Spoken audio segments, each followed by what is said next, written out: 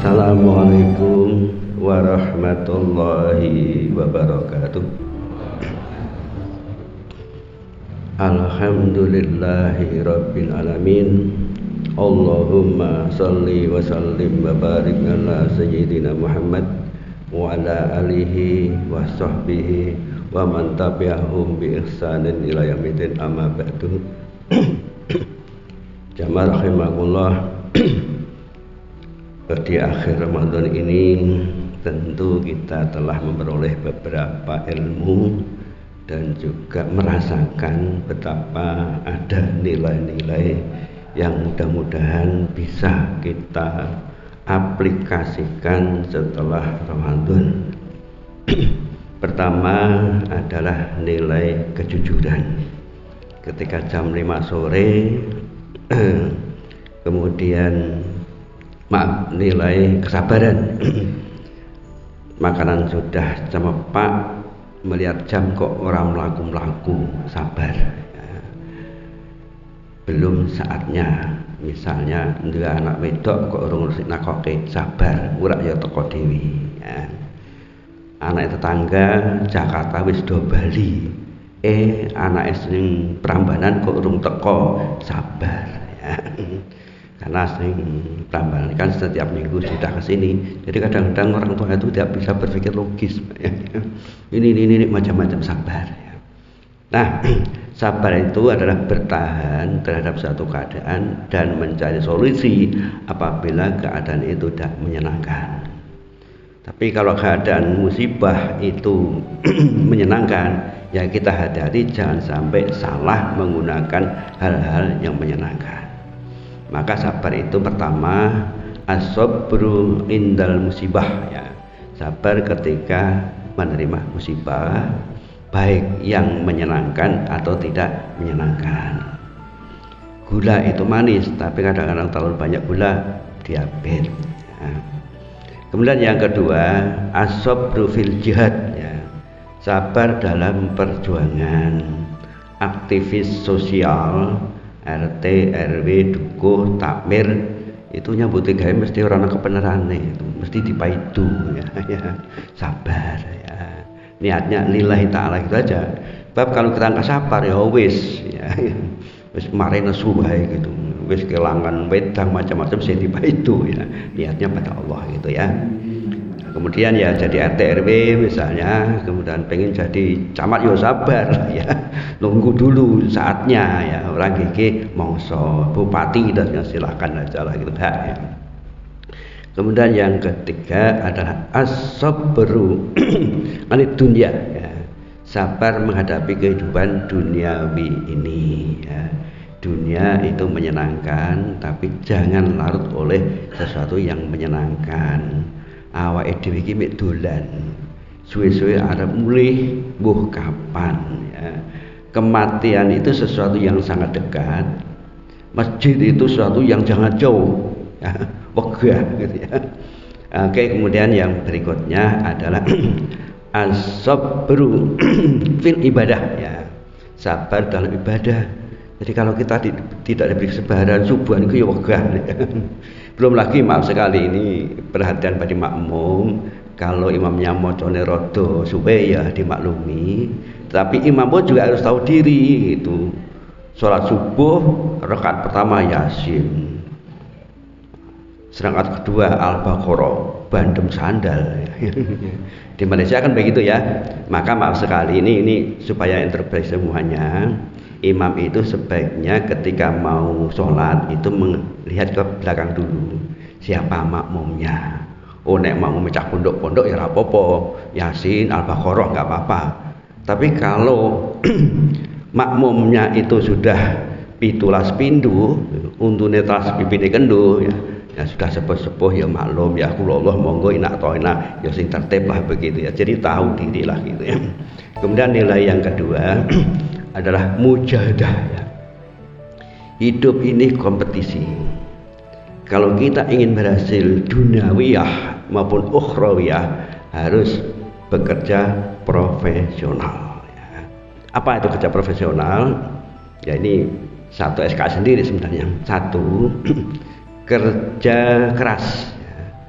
gelem rekoso dhisik ya. Ora kok cukup enak. Maunya anak muda itu masih muda berfoya-foya, terjerat narkoba, besok mati masuk surga. Maunya kan begitu ya. Tapi tidak ya, silahkan narkoba masuk penjara, mati nang penjara kan itu ya. Nah seperti itu, harus kerja keras. Itu ada konsepnya. Bisnis apa, kerja keras dulu ya. Profesional. Kemudian yang kedua, kerja cerdas. Pilih passion, hal-hal yang kita narik karir di situ ya. Jangan milih suatu bidang pokoknya umumnya begitu gitu.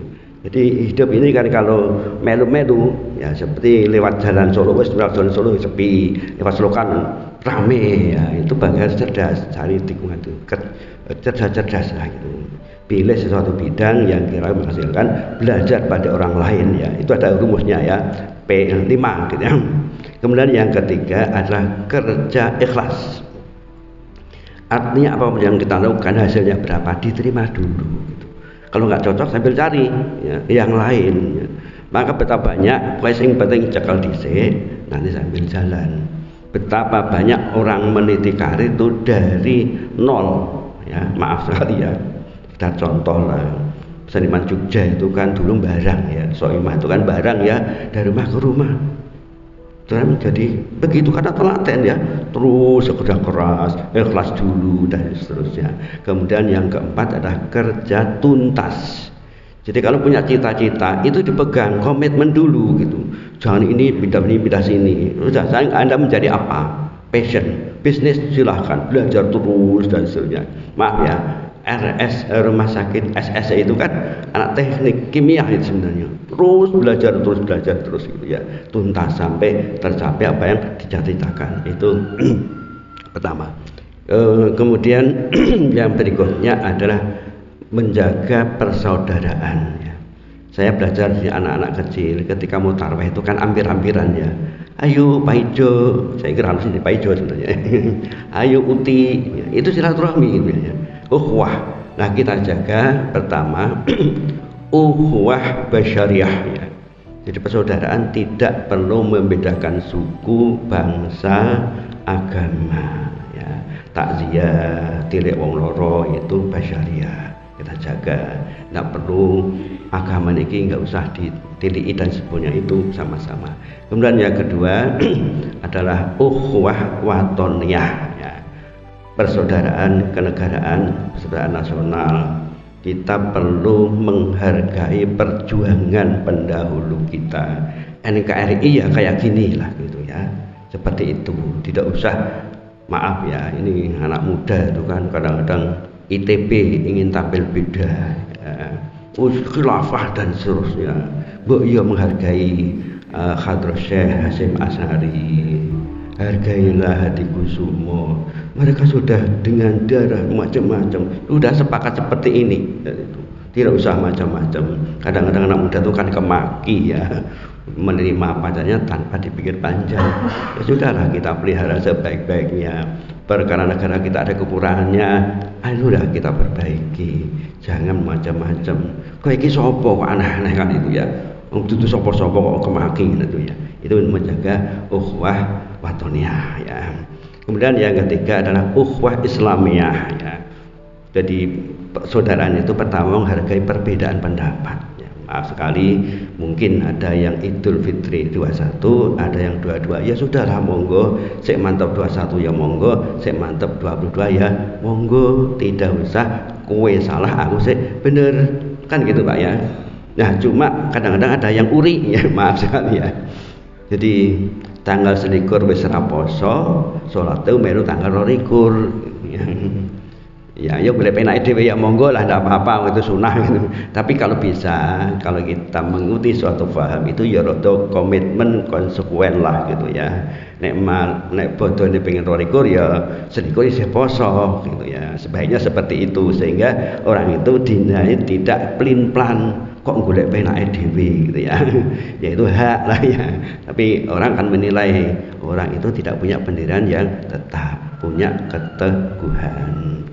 Oke, itu aja. Jadi sekali lagi sabar, kemudian kerja keras, kemudian kita saling menghargai perbedaan pendapat dan menghargai perbedaan paham, perbedaan agama dan sebagainya. Kalau kita ingin hidup ini tentram, hasanah fid dunya wal akhirah. Satu lagi kita ingat, setelah Ramadan nanti ada 6 hari puasa di bulan Syawal.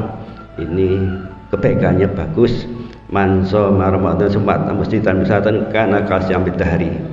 Siapa yang puasa 1 Ramadan penuh diikuti puasa 6 hari di bulan Syawal dinilai sama dengan puasa 1 tahun.